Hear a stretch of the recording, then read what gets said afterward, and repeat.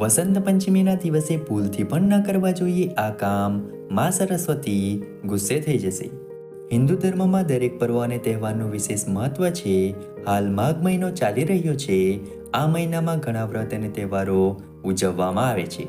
હિન્દુ પંચાંગ પ્રમાણે માઘ મહિનાની શુક્લ પક્ષની પાંચમના દર વર્ષે વસંત પંચમી ઉજવવામાં આવે છે. આ વર્ષે વસંત પંચમી 14 ફેબ્રુઆરીના દિવસે ઉજવવામાં આવશે. ધાર્મિક માન્યતાઓ મુજબ આ દિવસે માતા સરસ્વતીની પૂજા કરવામાં આવે છે. આ દિવસને વસંત ઋતુની શરૂઆતનો દિવસ માનવામાં આવે છે. માતા સરસ્વતીની પૂજા કરવાથી જ્ઞાનમાં વૃદ્ધિ થાય છે.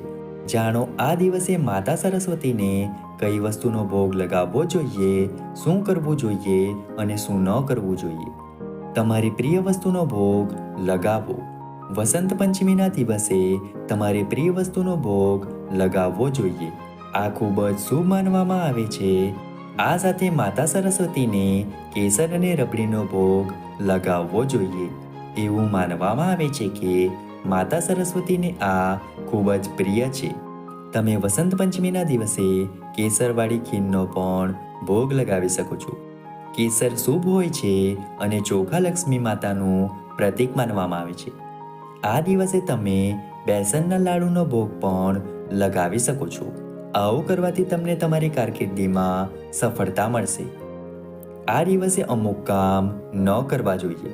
માતા સરસ્વતીને વાણીની દેવી માનવામાં આવે છે. આ દિવસે ભૂલથી પણ ખરાબ વાણીનો ઉપયોગ ન કરવો જોઈએ. વસંત પંચમીના દિવસે માતા સરસ્વતીની પૂજા અર્ચના કર્યા પછી બની શકે તો તમારે વ્રત રાખવું જોઈએ. આ દિવસે લસણ, ડુંગળી, દારૂ અને નોનવેજનું સેવન ન કરવું જોઈએ. આ દિવસે કોઈ પણ વ્યક્તિ સાથે વાત કરતા સમયે ખોટું ન બોલવું જોઈએ. વસંત પંચમીના દિવસે શું કરવું જોઈએ? વસંત પંચમીના દિવસે માતા સરસ્વતીની પૂજા કરવી જોઈએ. આ દિવસે વિદ્યાર્થીઓએ વિધિ વિધાન મુજબ માતા સરસ્વતીની પૂજા કરવી જોઈએ. માતા સરસ્વતીની આરતી કરવી જોઈએ. તેમને ભોગ લગાવવો જોઈએ. આ દિવસે તમારે પીળા રંગના વસ્ત્રો ધારણ કરવા જોઈએ. વસંત પંચમીના દિવસે ગરીબ બાળકોને બુક અને ભણવાની વસ્તુઓ દાનમાં આપવી જોઈએ. મિત્રો, આશા રાખીએ છીએ કે આ જાણકારી તમને ગમી હશે.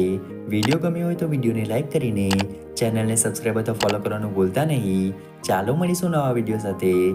ત્યાં સુધી જય માતાજી.